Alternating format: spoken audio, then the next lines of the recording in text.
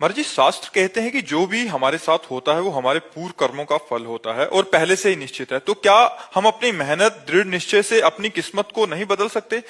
मेहनत से नहीं बदल सकते, भजन से बदल सकते हो, तपस्या से बदल सकते हो। प्रारब्ध लिखा हुआ भोगना पड़ेगा, बदलना नहीं, भोगना पड़ेगा। आगे संभालो, आगे का काम संभालने के लिए मनुष्य जीवन मिला है। दुख सुख को भोगते हुए हम ऐसा भजन करें, ऐसे सत्कर्म करें, ऐसे अच्छे कर्म करें कि मेरा अगला पार्ट जो हो वो बड़ा पवित्र और निर्मल और दुख रहित हो। कर्म का प्रेशर जब आएगा, दबाव आएगा, आपको वैसे ही भोगना पड़ेगा जैसा हो। बुद्धि काम नहीं करेगी। तो हमें लगता है भगवान का नाम जप करो, जो वही संभाल सकते। नहीं, बहुत संकट में है हम लोग। हम यहां से चलें, सुरक्षित घर पहुंच पाएंगे कि नहीं? कोई गारंटी है? कब कहां ठोक जाए, कब कहां क्या हो जाए, कुछ पता है? हम भोजन परोस करके आगे खा पाएंगे कि नहीं? नहीं, हमको सावधान होना चाहिए। इसका नाम मृत्यु लोक है, कभी भी मृत्यु हो सकती है। मुझे वो कमाना चाहिए जो किसी भी योनि में नहीं कमाया जा सकता, वो है भगवान का नाम। वो तुम्हें दुख से बचाएगा, तुम्हें अच्छे लोगों से मिलाएगा, तुम्हारे कार्यों को बनाएगा, तुम्हें लोक परलोक सब जगह साथ देगा। अगर रुपया है तो कहीं भी चले जाओ, बढ़िया किराए का मकान ले लो, खान पान ले लो। ऐसे ही नाम रूपी धन है ना, तो लोक परलोक सब जगह आनंद करोगे। और नाम नहीं है तो फिर किसी काम के नहीं। महाराज जी, हमें अपने पिछले जन्मों के कर्म फल इस जन्म में क्यों भोगने पड़ते हैं? कत्ल आज करोगे तो फांसी में आज ही चढ़ जाओगी क्या? 10-5 साल मुकदमा चलता है कि नहीं चलता है? तो हमारी बहुत बड़ी न्यायालय है, अनंत ब्रह्मांडों का न्याय होता है। तो 100-100 जन्म का पुराना पाप भोगना पड़ता है। तो पुराना, बहुत पुराना भी हमको दंड भोगना पड़ सकता है। हमारी एक ही न्यायालय है, भगवान की। और उस दरबार से जब पास होता है तो किसी गवाही की जरूरत नहीं होती और कोई घूस नहीं चलती और जीव को भोगना ही पड़ता है। तो बड़ी न्यायालय है। रजिस्टर लेट खुलता है, तुरंत नहीं खुल जाता है, लेट खुलता है, लेकिन जब खुलता है तो हिसाब पक्का होता है। इसलिए होश में रहो। पाप कर्म जो किया वो अंतर ध्यान हो गया और वो तुम्हें समय पर दंड देगा। तो इसलिए पाप कर्म मत करो, अच्छे कर्म करो। लेट इसलिए हो जाती है कि बहुत बड़ी न्यायालय है, अनंत ब्रह्मांडों का हिसाब हमारे भगवान के पास है।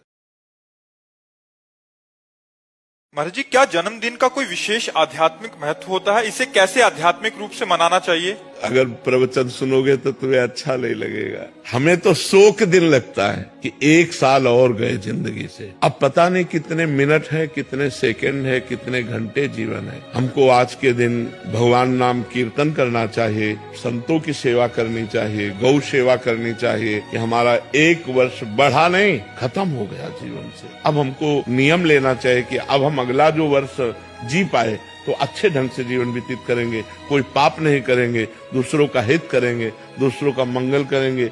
बच्चा, इसमें खुशी किस बात की? आपके पास 1 लाख रुपया हो और 10,000 रुपया आपकी जेब से कट गए, आप नाचोगे नहीं ना? हाँ, तो आपके जीवन की एक नियत संख्या की श्वासें 1 साल की कट गई। अब हमारी जिंदगी कितने साल है, कितने मिनट है, पता नहीं है। इसलिए मुझे वो समय तो निश्चित ही है मृत्यु का, वो तो टलने वाला नहीं।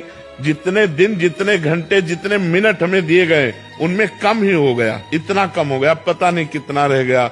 राधा राधा राधा राधा राधा। तो जन्मदिन अगर मनाओ तो नाम कीर्तन करो, पवित्र भोजन मनाओ, रिश्ते नातेदारों को पवाओ, संतों को पवाओ, गऊओं को चारा डालो, ऐसे मंगलमय कार्य करो। तो जन्मदिन उत्सव, नाम कीर्तन करो, भगवत कथा करो, संतों के जहाँ है 100-200 संतों को भोजन पवा दो, जहाँ भूखी गौएं हैं उनको चारा दे दो। तो हमें लगता है जन्मदिन तभी सार्थक है जब दूसरों का मंगल किया जाए, दूसरों का हित किया जाए। महाराज जी, भगवत प्राप्ति में सबसे बड़ी बाधा क्या है जिससे उपासक को बचना चाहिए?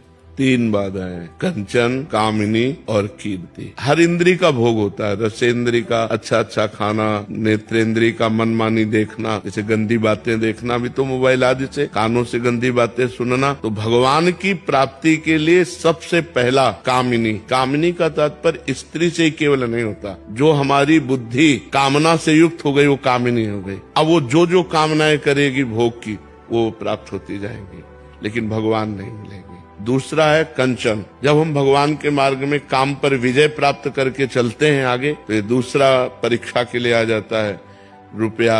जहां इस आकांक्षा में साधक फंसा तो भगवान की प्राप्ति से गया। अगर इससे भी विजय प्राप्त कर ले गया तो मेरा नाम विश्व में हो जाए, मेरी कीर्ति हो जाए, मेरा सब कोई नमस्कार करते हुए यशगान करे, यहां मिटिया मिट हो गया। अगर इनको पार कर ले जाए तो फिर सिद्धियां आती हैं। जो रिद्धियों सिद्धियों का भी त्याग कर दे वो भगवान को प्राप्त होता है। तो भगवान की प्राप्ति में ये बाधाएं हैं, कंचन, कामिनी, कीर्ति और सिद्धियां।